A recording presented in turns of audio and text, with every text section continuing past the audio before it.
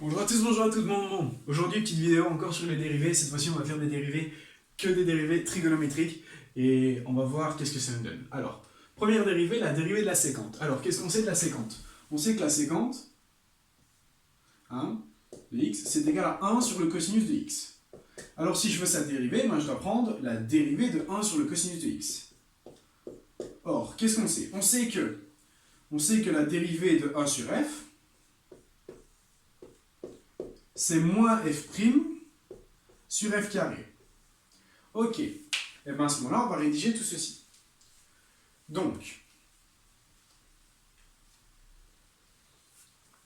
dérivée de 1 sur f, c'est moins f' sur f carré. Donc, on va avoir la dérivée de la sécante qui est égale. Et donc, à moins...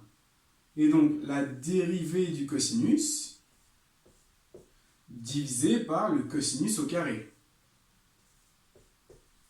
Ok? Donc ça, c'est bien la dérivée de la sécante. C'est la dérivée de 1 sur le cosinus. Et donc, on a bien moins la dérivée du cosinus divisé par le cosinus au carré. Ok.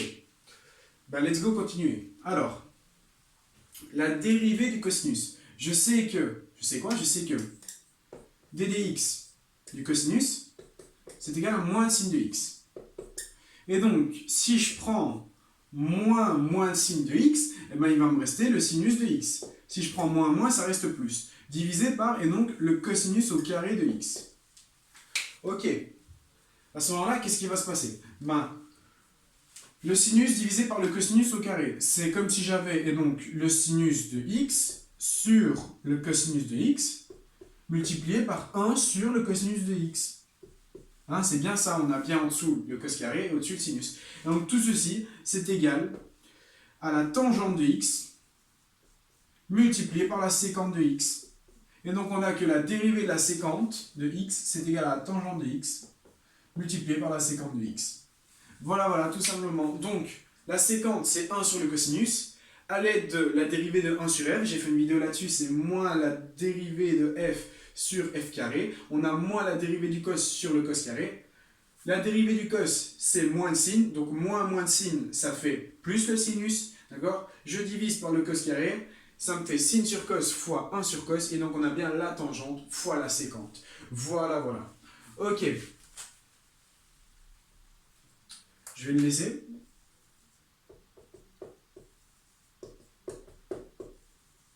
Ok, voilà. Second derivative. Bon. Ok. Ici, on a quoi? On a la dérivée du cos exposant n de x. Alors, qu'est-ce qu'on sait sur la dérivée du cosinus exposant n de x? Bon, on sait que la dérivée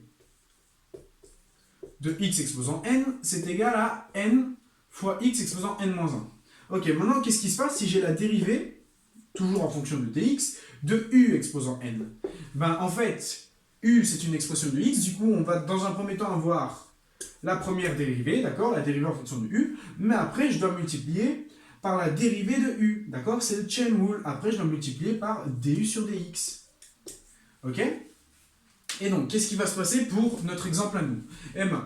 La dérivée du cosinus exposant n de x. Le n va passer devant, et donc je vais avoir n-1 en exposant. Du coup, la première partie, donc la première dérivée, c'est n fois le cosinus exposant n-1 de x, multiplié par, et donc ça c'est la dérivée, donc maintenant on doit multiplier par la dérivée de la fonction, d'accord? Donc tantôt on a vu que donc, la dérivée de u exposant n, c'était n fois u exposant n-1, mais je devais multiplier par la dérivée de u, c'est le chain rule.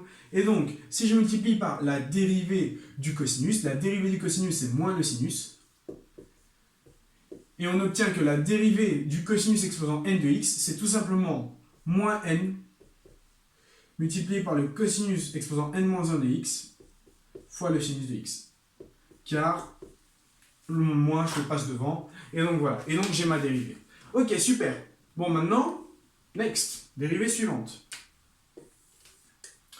Alors, la dérivée suivante, qu'est-ce qu'on a? On a le sin au cube de 4x. Ok, donc on a déjà u exposant quelque chose, et à l'intérieur, on a encore une fonction. Du coup, on va avoir la fonction d'une fonction d'une fonction.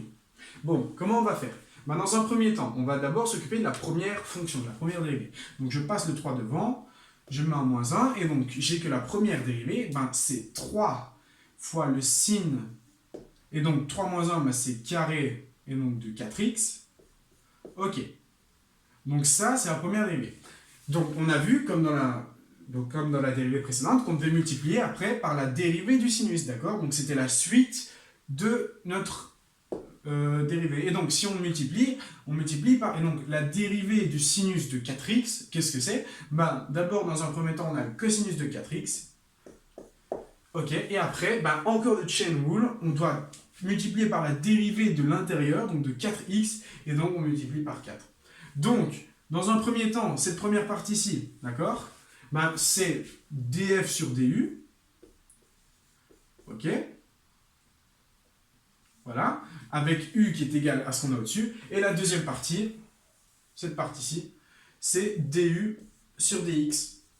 Ok, et donc quand on multiplie, les du simplifient, on a bien la dérivée globale de ce qu'on avait. Et donc, elle est là.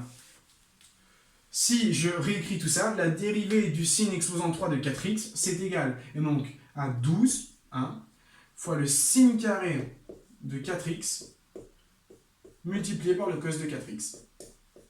Voilà, voilà, et donc j'ai mes dérivées trigonométriques. Alors, ok, c'est un peu long, mais en soi, qu'est-ce qu'il faut retenir? Il faut retenir le chain rule, d'accord? On doit toujours faire le chain rule, la règle des chaînes, parce que sinon nos dérivées ne sont pas exactes. Donc ici, on avait la dérivée de 1 sur f, assez simple, hein?